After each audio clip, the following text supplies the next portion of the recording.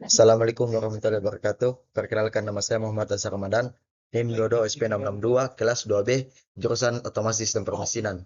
Baik, saya akan menjelaskan tentang Programmable Logic Controller atau biasa disebut dengan PLC. Yang pertama, pengertian PLC. PLC adalah sebuah perangkat elektronik yang digunakan untuk mengotomatiskan proses-proses dalam berbagai macam aplikasi industri, mulai dari otomasi pabrik, sistem pembangkit listrik, sistem pengendalian lalu lintas, hingga aplikasi rumah pintar. Selanjutnya, komponen utama PLC. Komponen utama pada PLC meliputi CPU, Central Processing Unit, merupakan otak dari PLC yang melakukan pemrosesan data, menjalankan program pengendalian, dan mengambil keputusan berdasarkan input yang diterima dari sensor dan input lainnya. Input modul merupakan bagian dari PLC yang menerima sinyal input dari perangkat luar seperti sensor, saklar, tombol, atau perangkat lainnya. Yang ketiga, output modul merupakan bagian dari PLC yang mengontrol perangkat-perangkat luar seperti motor, katup, lampu, atau perangkat lainnya berdasarkan instruksi yang diterima dari CPU. Yang keempat, power supply, memasok daya listrik yang diperlukan untuk mengoperasikan semua komponen dalam PLC. Yang kelima, memori, digunakan untuk menyimpan program pengendalian data pengguna dan konfigurasi sistem. Terdapat dua jenis memori utama dalam PLC, yaitu RAM, Random Access Memory, yang digunakan untuk menyimpan data sementara selama operasi PLC, dan ROM, Ready Only Memory, yang berisi program pengendalian yang tidak dapat diubah oleh pengguna.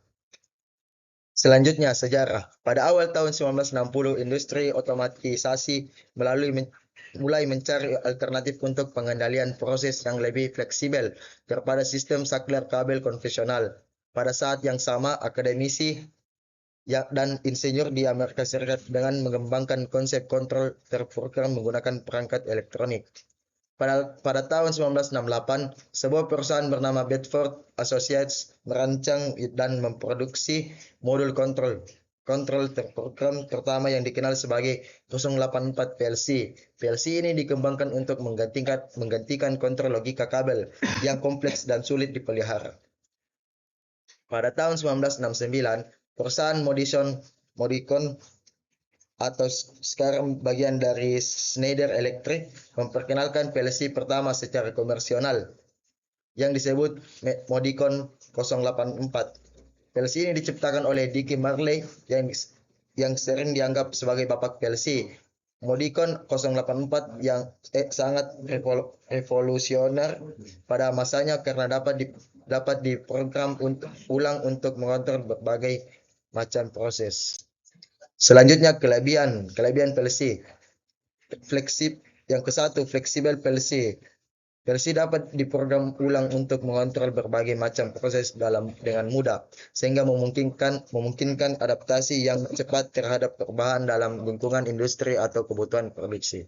Yang kedua, kemudahan pemrograman PLC, menggunakan bahasa pemrograman yang intuitif dan mudah dipahami seperti ladder logic yang mirip dengan diagram rangkaian listrik. Ketiga, kekuatan pemrosesan. PLC dilengkapi dengan mikroprosesor yang kuat, memungkinkan pemrosesan yang cepat dan efisien, instruksi pengendalian yang kompeten. Tipe dan jenis PLC. Siemens PLC, Simatic S7 1200. PLC ini cocok untuk aplikasi hingga menengah.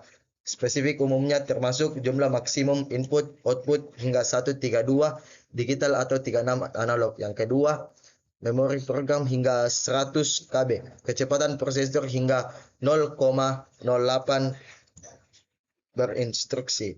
Simatic S7 1500. PLC ini menawarkan performa tinggi untuk aplikasi yang lebih kompleks. Spesifikasi umumnya mencakup jumlah maksimum input output hingga 1024 digital atau 256 analog.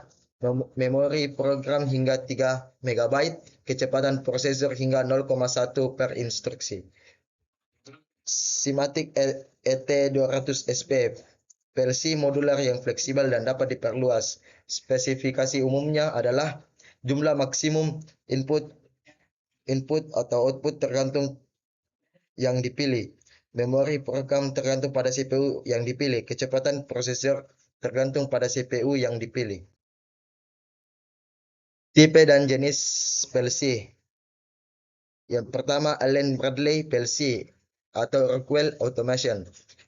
Micrologic 1100 PLC ini cocok untuk aplikasi kecil. Spesifikasi umumnya meliputi jumlah maksimum input atau output hingga 176 digital atau 32 analog.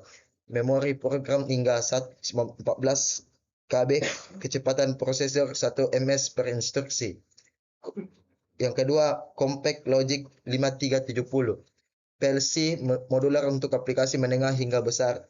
Spesifikasi umumnya mencakup jumlah maksimum input atau output tergantung pada kontrol yang dipilih. Memori program hingga 20 MB. Kecepatan prosesor hingga 2 per instruksi. Control Logic 5580. PLC dengan performa tinggi untuk aplikasi besar. Spesifikasi umumnya adalah jumlah maksimum input atau output hingga ribuan digital atau analog. Memori program hingga 160 MB, kecepatan prosesor hingga 3 per instruksi. Tipe dan jenis PLC lagi, Mitsubishi Electric PLC. Pertama, Melsec IQ F series PLC kompak untuk aplikasi kecil hingga menengah.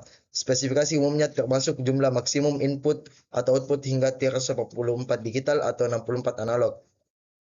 Memori program hingga 64 KB, kecepatan prosesor hingga 3 ns per instruksi. Kedua, Melsec IQ-R series PLC modular untuk aplikasi menengah hingga besar. Spesifikasi umumnya mencakup jumlah maksimum input atau output tergantung pada CPU dan modul ekspansi yang dipilih. Memori program hingga 120 MB, kecepatan prosesor 0,98 ns per instruksi. Yang ketiga, Melsec FX series PLC kompak dan ekonomis untuk aplikasi kecil. Spesifikasi umumnya adalah jumlah maksimum input atau output hingga 260 digital atau 64 digital 64 analog. Memori program hingga 64 KB, kecepatan prosesor hingga 0,21 ns per instruksi.